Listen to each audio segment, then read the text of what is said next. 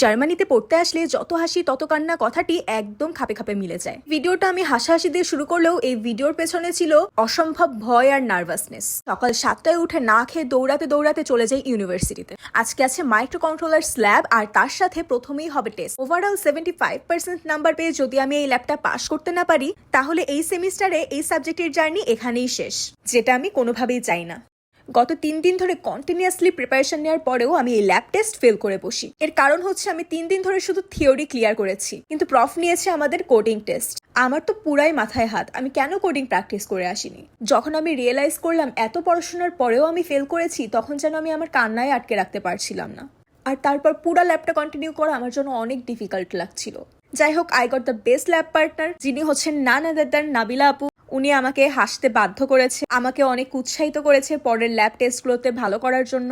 কিন্তু এখানেই কাহিনী শেষ না। এরপর আমার ছিল ডিসি ল্যাব। হঠাৎ করেই জানতে পারি যারা কিনা লেকচার অ্যাটেন্ড করেনি রেগুলার, তাদেরকে প্রফেসর ইন ডিটেলস অনেক কোশ্চেন করছে।